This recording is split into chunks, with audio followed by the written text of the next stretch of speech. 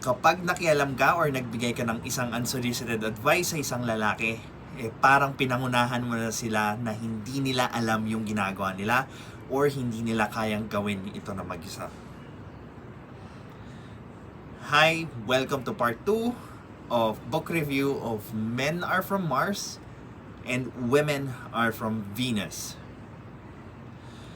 Sa episode na to, pag-uusapan natin kung paano i-handle yung galit ng isa't isa. When a man is angry, treat him like a passing tornado. When a woman is angry, shut up. Listen to her.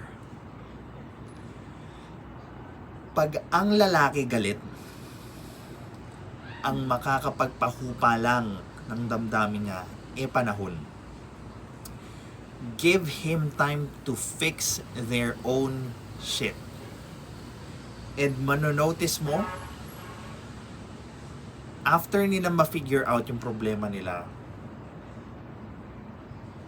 ang way nila para mag-sorry sa inyo ay maglalamping sila or ang mga lalaki na parang bata. Pasimple lang ang mga lalaki, kaya watch out. Pag ganito ang senaryo nyo, dapat wag nyo nang pahirapan mag-sorry yung mga lalaki. Kasi it takes a lot to actually say things for us. Pine-prevent din natin na you might be over-punishing or giving excessive, unnecessary punishment that would restart the problem. So be careful on that. Pag ang babae galit, kailangan mo siyang upuan.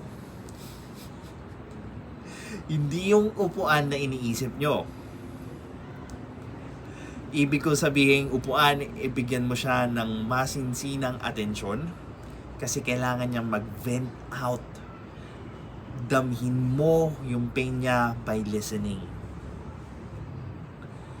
Pero since ang nature ng mga lalaki is to find out a solution, nagka-clash yung moments na gusto ni babae ng comfort at gusto ni lalaki ng solusyon.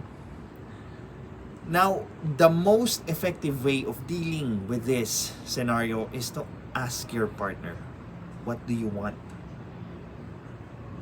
Is it comfort or solution? It might sound a very direct one, especially meron tayong side na gusto nating figure out tayo ng partner natin. So, be careful on that because pwedeng mainis sa'yo yung partner mo. Siyempre, pag nalaman nyo na yan, gagaan na yung sitwasyon yung dalawa and pwede na kayong mag-date. Gwapong-gwapo na siya at gandang-ganda ka naman sa partner mo. Kasi somehow, you two were able to bridge the gap na nag-separate gawa ng argument na pinagdaanan nyo.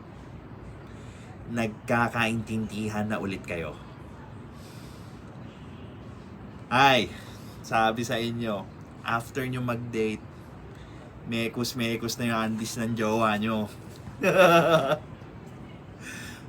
Makikita nyo ulit yung fire or excitement sa mata ng isa't isa. Kasi somehow, na-bridge nyo yung gap nyong dalawa. That's priceless. Comment nyo sa comment section kung effective. And again, this is Masquerade. Have a good night.